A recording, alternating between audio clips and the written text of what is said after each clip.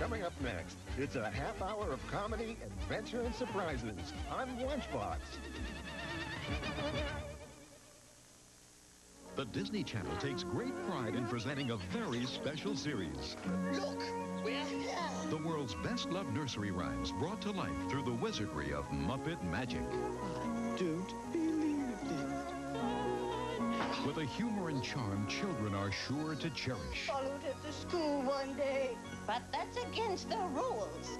Jim Henson's Mother Goose Stories, weekends at 8:30 a.m. on the Disney Channel. Oh, wonderful. Yes, yes.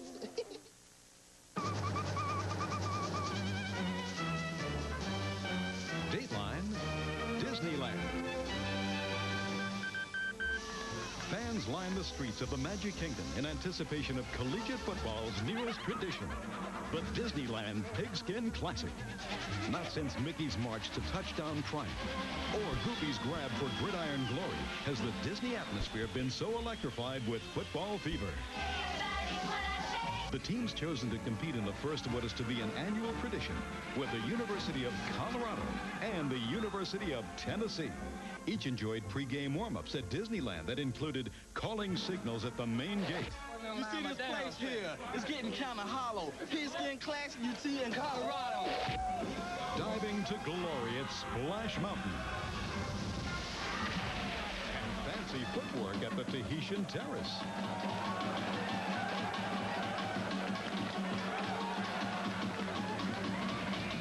And on game day, everyone was treated to a preseason look at some of the finest in college football, as well as a halftime show that can only spring from the magic of Disney. It was a grand beginning to what fans, players, and organizers agree is a welcome new tradition in collegiate football, the Disneyland Pigskin Classic. Willie Morris leads a simple life, full of friends, fog, swamps, snakes, pirates, parades, cars, crashes, bulls, bullies, girls, gags, hags, and havoc.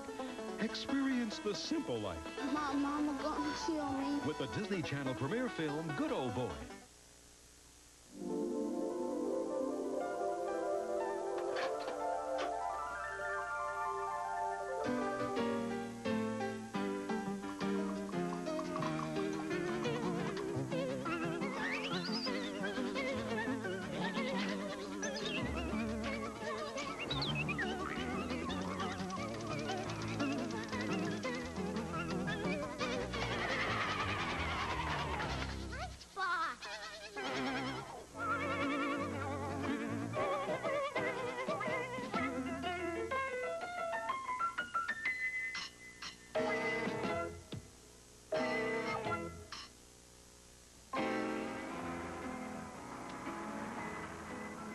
Paddington had never been shopping in London before, especially at a store like Barkridge's.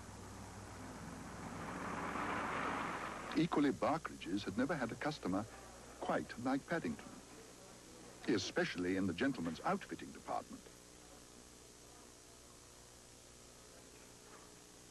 "We would like some bear's pajamas, please," said Mrs. Brown. "Bear's pajamas," repeated the assistant. "Has Madam tried something in government surplus?" "Indeed not," said Mrs. Brown. "I've never heard anything like it. Have you, Paddington?" "Never," said Paddington hotly. And he gave the man one of his special hard stares. "Yes, sir," said the assistant. "At once, sir." "He's been sleeping in his duffel coat," explained Mrs. Brown, "and we don't want that." "We certainly don't," agreed the assistant. "Would the young gentleman care for something in stripes? They're all the rage just now."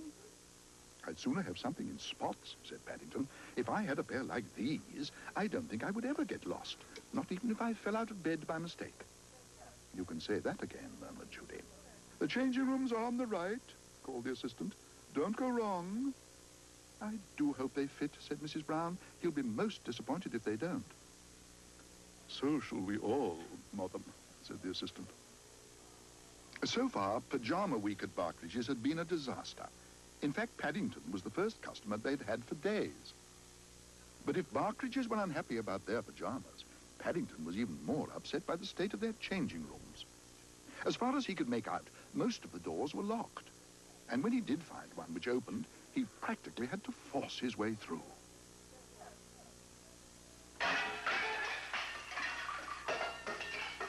On the other hand, once inside, it was all very different. It was more like the inside of a house, and he was most impressed.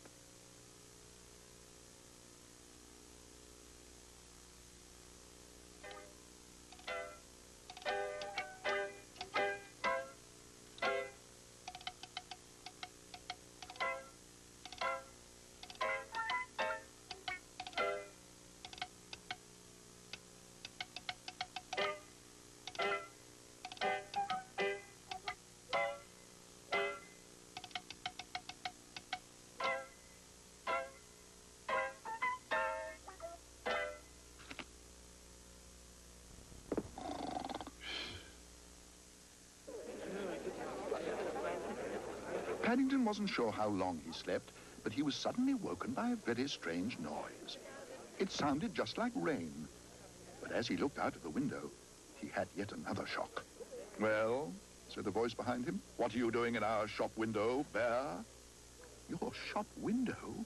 repeated Paddington. He suddenly wished he hadn't bought such loud pajamas.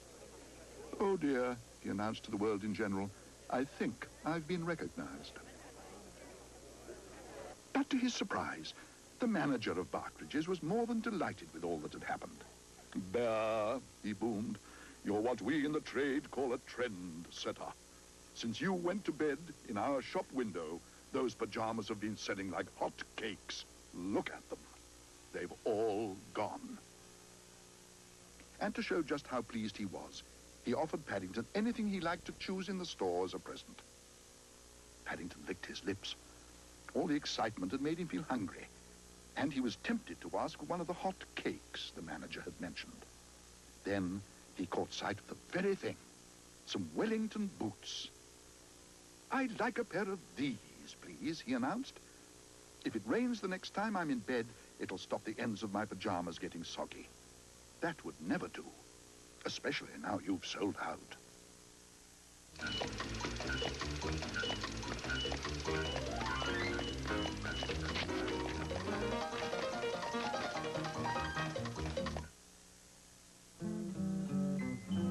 Here's to George, the curious little monkey.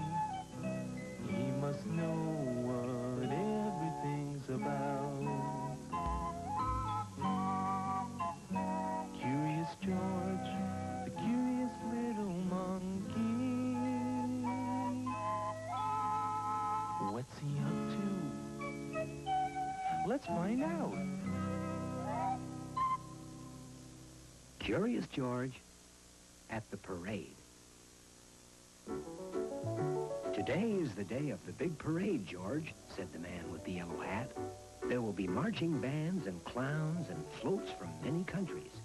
Let's go early to watch the people finish their floats." Soon they were at the parade ground.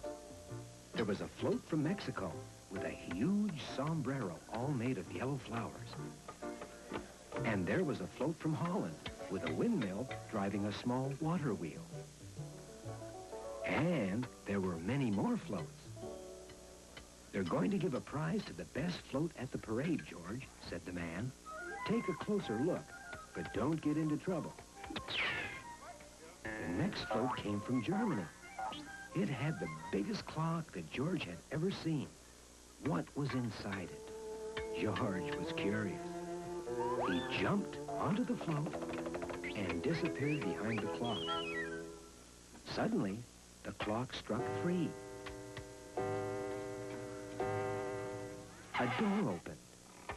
Figure after figure came out. And right in the middle of it was George.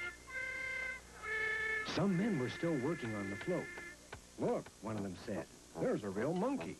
"He might break the clock," shouted the other one. "Quick, let's go up and get him." It was time to get away. George jumped off the clock and ran over to the next float with animals and a palm tree on it. A man was sitting under the tree playing a drum. This must be the African float. The parade started. It was too late for George to leave now. The parade went down the street. Float after float went past the judge's stand. The judges would decide which float would get first prize. As the African float passed by the stand, George looked out of the tree and saw his friend, the man with the yellow hat, standing near the judges. George waved to him, and the man waved back. Look, did you see that live monkey on the float? One of the judges cried. What a marvelous idea. Very realistic, said another judge. Everyone cheered and applauded George up in the tree. And George waved at them. At the end of the parade, the judge awarded the first prize to the African float. The man who had been playing the drum accepted the trophy. Congratulations, said the judge. Thank you, said the man. Then he turned to George. This is your prize, he said. Hold everything, said a man rushing through the crowd. That little monkey almost ruined our clock float. He caused a lot of trouble. Well, what should we do about this? Asked the judge.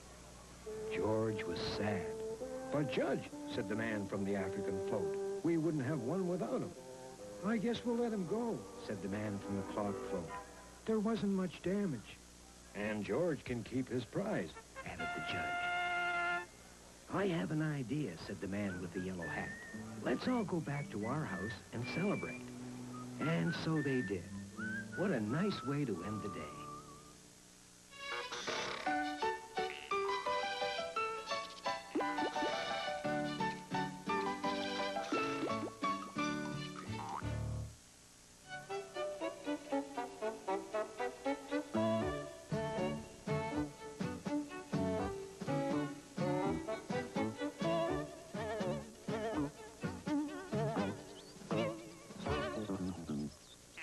One day, when Will woke up, he knew it was going to be his lucky day.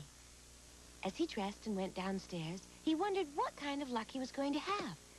Maybe he'd get all his sums right in school, he thought, as he ate his wasp porridge. Bye now, he cried, and hurried out, slamming the door behind him on his way to school. He didn't get all his sums right, however, and when he started on his way home that afternoon, he knew it hadn't been his lucky day so far. But then he saw a horseshoe lying on the roadside. Quack! A horseshoe! He said to himself. If I take it home with me, it's sure to bring me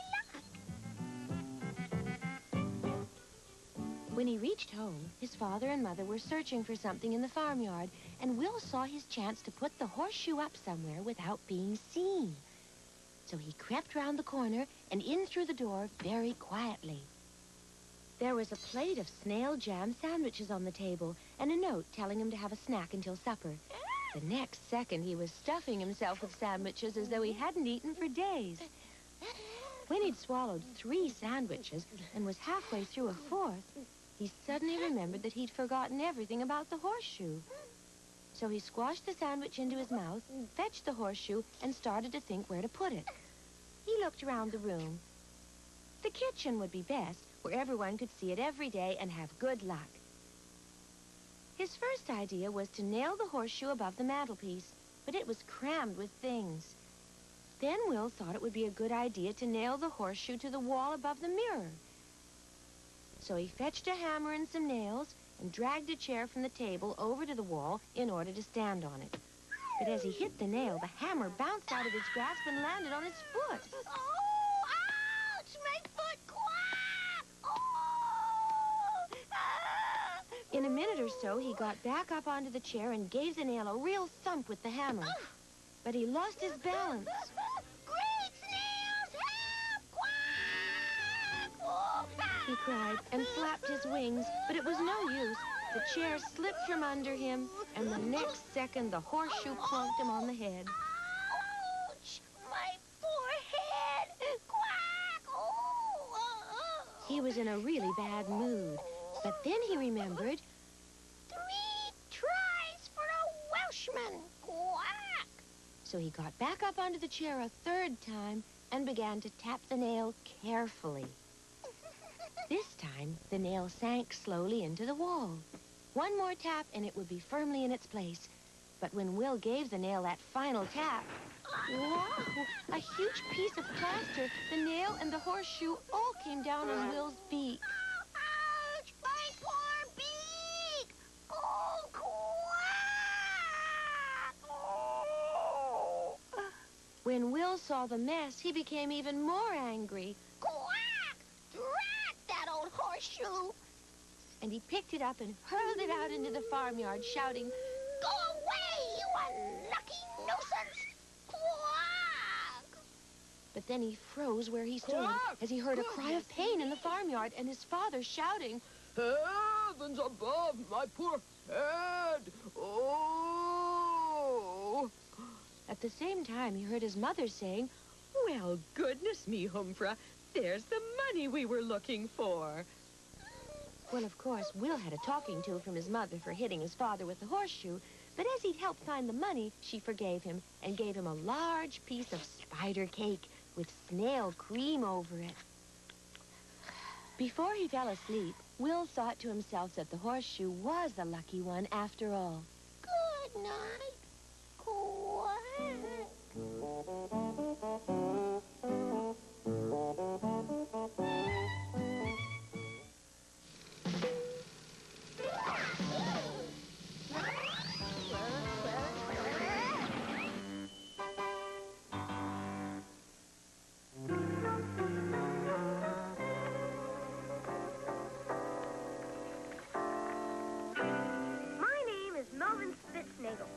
That's my house, one with the shutters. There's an apple tree with lots of red apples and a barn in back. My parents let me use the barn for my workshop. My ambition in life is to become a scientific mechanical wizard. I fixed Emma's egg beater so it became the fastest egg beater in town. And Mama's sewing machine was the envy of every household in the county. Melvin, you certainly are a mechanical wizard. Thanks, Ma. One hot July day, the freezer at my father's ice cream plant broke down, and the ice cream flooded right down Radish Street. I had an idea what was wrong and went straight to the trouble. I was right. It was a loose rotary 4-gauge whirligig. I pulled out my number 7 Roman wrench, gave the whirligig a couple of twists, and in a jiffy, everything was under control. Oh, boy, a new Silver Zephyr bicycle. Thanks, Pop. Thank you, son. The day I got my new Silver Zephyr was the very same day that famous inventor, Professor Mickey Mickey, formerly of Prague, Stuttgart, Liverpool, and Bombay, arrived in town. This is the town in which I want to spend the rest of my life. Unnoticed. He painted his house green, so it was practically invisible. The moving men drove up and down Maple Street a dozen times before they found the place. It made me happy to know that such a great man as Professor Mickey Mackey was living in our town. But it made me sad to see that while I, Melvin the Mechanical Wizard, was hiding under a tree, Professor Mickey Mackey, the world's greatest inventor, was hiding inside his house. And we'd probably never meet. I read the weekly paper very carefully, looking for some mention of the professor, but he never came out of his house, and certainly never gave interviews to the press. It was the day I went to Gerhardt's Hardware to buy some nuts and bolts that my luck suddenly changed. Give me a reel of piano wire. Yes, sir. He's my best customer. He gets very angry if I don't wait on him at once. Good morning, Professor. You look like a nice young boy. What's your name? Melvin. Say, Professor, why don't I take your wire on my bicycle? I could have it at your house before you get there yourself. A marvelous idea. Here's the wire you ordered, Professor. I got it. Thank you, Mr. Gerhardt.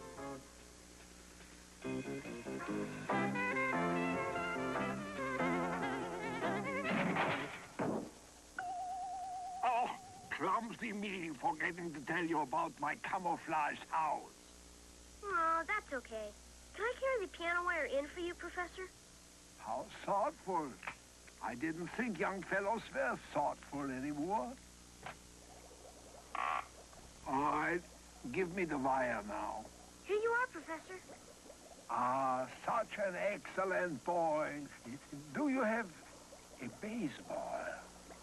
Sure. Here you go. Oh, so kind of you. Do you mind?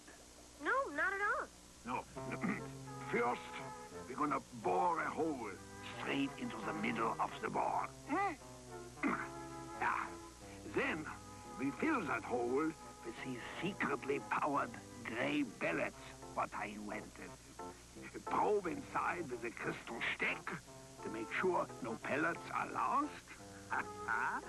And then we're gonna plug up the hole with some quick-drying putty. Finally, we place the ball on this copper ring. We activate the transformer. And watch. See? Holy cat! Wow! See?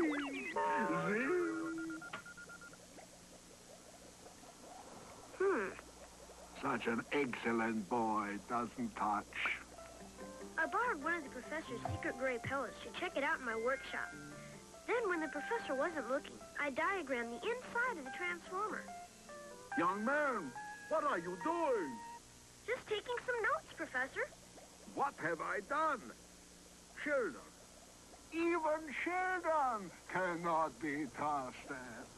But I want to be an inventor, Professor. Oh, so you want to be an inventor?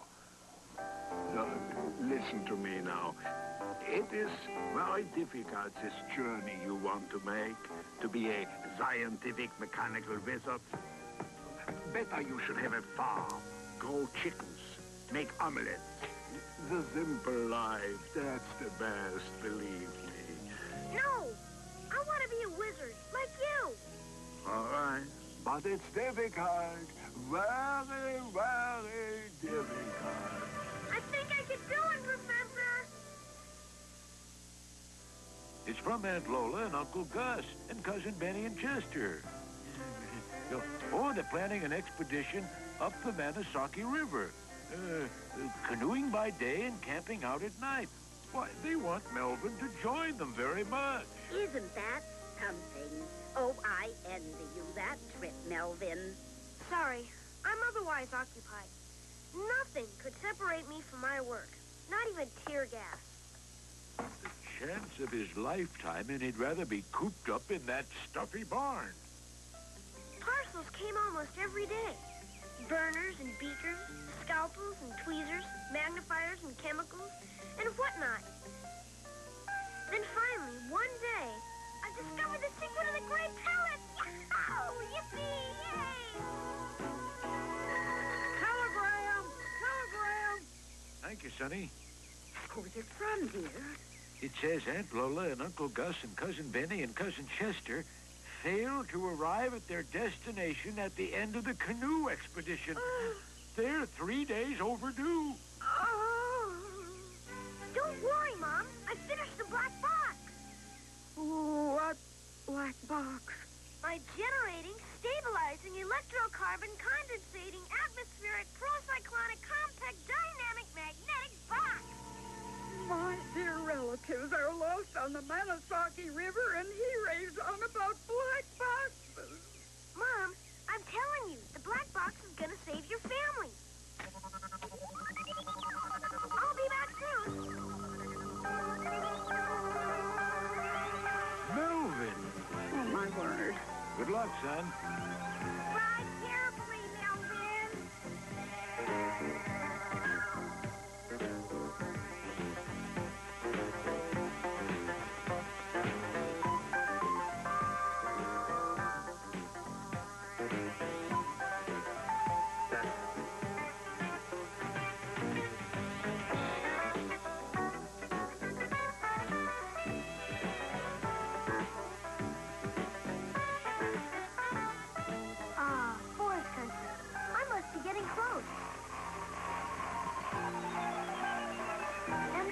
The rapids of the Manasaki. I pumped the flycycle with more and more speed, almost touching the surface of the moving river, so I would not miss a single clue. I thought about how Aunt Lola played the piano and taught crochet, and how Uncle Gus was in the soda pop business. Their sons, Benny and Chester, were extremely uncoordinated. What chance would they have against these raging rapids? Or against a suddenly grouchy bear? What's that up ahead? Footprints! Whoa! The canoe! It's them! Uncle Gus! Aunt Lola! Benny! Chester! Hang on, everybody! Get moving! Okay, everybody, hop on! Grab that stick to balance us with, Uncle Gus. Let's get going!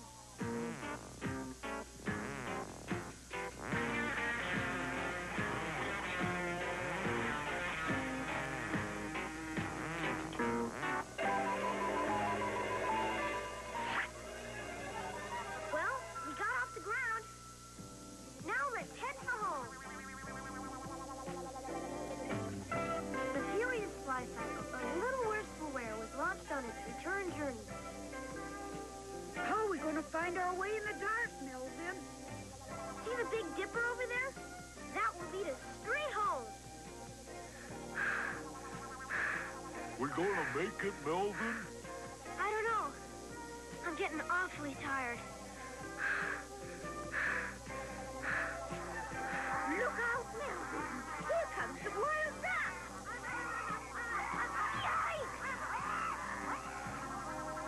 Melvin, we're losing altitude. I know. I can hardly pump anymore.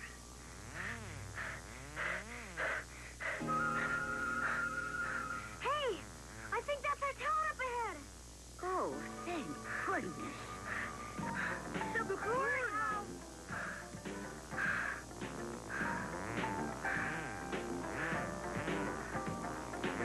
The barn! Oh, finally. It's Melvin! Well, that's folks. Everybody's okay. Yay! We made it!